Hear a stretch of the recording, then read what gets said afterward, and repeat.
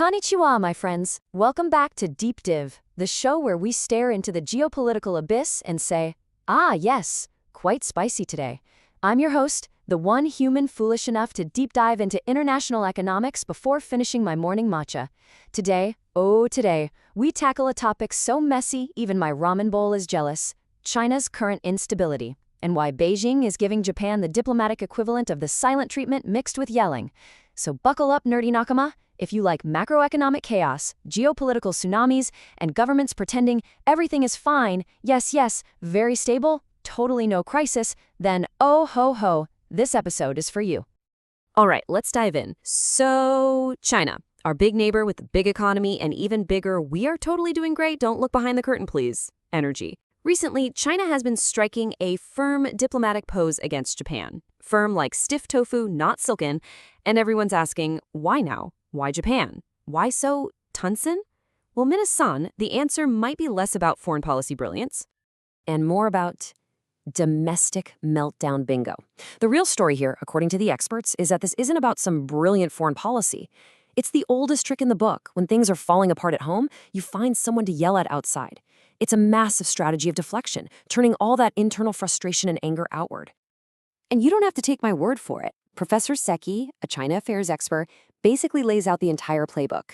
He says when people inside the country start getting unhappy, the government clamps down on what they can say and picks a fight with someone else. It's a classic rally around the flag move. And here's the kicker. He doesn't think this is going away anytime soon. So what's on China's domestic meltdown bingo card that's got Beijing so nervous? Well, let's take a look. We're talking about a whole mess of problems that are all tangled up together. Right now, China is juggling crushing deflation that's squeezing households' income, youth unemployment so high it's practically an extreme sport, local governments drowning in a sea of hidden debt, and just this general vibe of, uh-oh, spreading across the entire economy. So yeah, given this list, the tough talk towards Japan starts to look less like strength and more like a desperate cry for a distraction. And to really get a feel for this pressure, you just have to look at the prices on the ground in Beijing. We are talking intense deflation. Reporters were finding stuff like beef jerky for half price, drinks at a 70% discount. There were all-you-can-eat breakfast buffets for the equivalent of 70 yen, lunch buffets for 400 yen.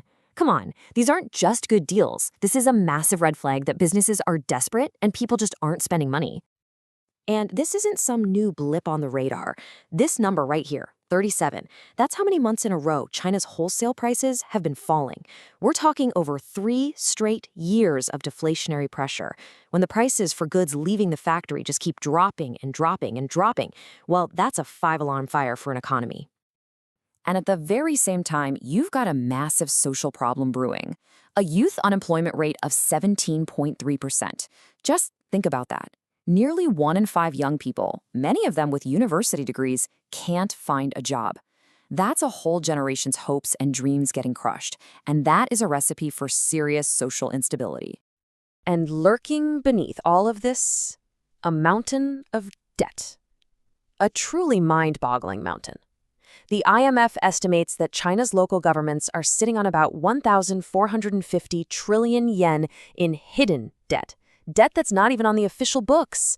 That is a ticking time bomb that makes it incredibly hard for the government to do anything to actually fix the economy. And this quote from someone in Beijing just brings it all home. It puts a human face on all these giant numbers.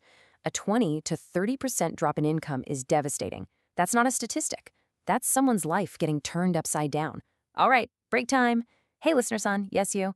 If you're enjoying this deep dive into international spicy drama, do me a favor, Nay. Hit subscribe, leave a 5-star review, and tell your friends this show is like NPR if NPR had more sarcasm and less patience for bad economic decisions. Reviews help us grow, unlike China's GDP at the moment. Oops, too soon. Okay, so we've established that things are not great inside China.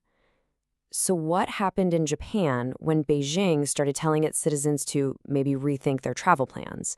Well, the effect was immediate and frankly pretty dramatic, especially for the tourism industry. Let's take Kyoto as a perfect example. Before all this diplomatic drama, a famous spot like the Aikando Zenrinji Temple would be absolutely packed. And according to the locals, a whopping 70% of the foreign visitors there were from China. The whole tourism scene was built around these huge Chinese tour groups. But now, look at this chart. The Chinese tourists have pretty much vanished. But here's where it gets really interesting. That vacuum? It was filled almost overnight. Tourists from Taiwan and South Korea came pouring in.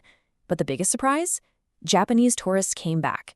With all the over-tourism gone, locals felt like they could finally go out and enjoy their own beautiful cities again. And the contrast in how different places reacted is just, wow. On one hand, you have Beijing telling its people to stay home. And on the other, you have Taiwan, where travel agencies saw a 30% jump in inquiries for trips to Japan. Taiwanese airlines even started running ad campaigns with slogans like, "Let's make Japan's flights full," basically turning tourism into an act of support for a neighbor. What a statement. So let's zoom back out. With China's economy looking shaky and its neighbors reacting in ways nobody expected, what does this all mean for the bigger geopolitical game? This is way more than just tourism. This is about the future stability of all of East Asia. And you guys, things are moving fast. In the span of just 1 week, we saw China's tough talk ramp up, which was followed by a direct phone call between the U.S. president and Xi Jinping. Then just 2 days later, the White House is on the phone with Japan, confirming their close cooperation to cool things down. The U.S. has definitely jumped right into the middle of this. But what's the American angle here? Professor Miyashima, a U.S. foreign policy expert, suggests it might be less about helping Japan and more about gaining leverage. The U.S. can play the mediator, go to Beijing and say, "Hey, see, I handled Japan for you," and then call in that favor later on something else. So this help might come with a price tag for Japan down the line. So what can we expect moving forward? Well, the experts are pretty clear. This aggressive stance from China isn't just a temporary tantrum. It's a strategy, and it's directly tied to the health of its economy. As long as those internal pressures, deflation, unemployment, debt, keep building, the government is going to need an external bad guy to keep its people distracted. The cycle will likely just keep on repeating. All right, Minna, that's all for today's Macro Mayhem.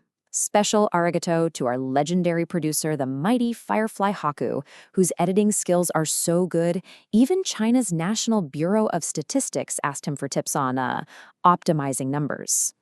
FireflyHaku keeps this show together even when the global economy is falling apart like cheap origami. Thank you for listening, laughing, and surviving another geopolitical rollercoaster with me. Remember to stay curious, stay sarcastic, and please do not try to solve China's debt crisis at home without adult supervision. Until next time, mata ne, my nerdy friends.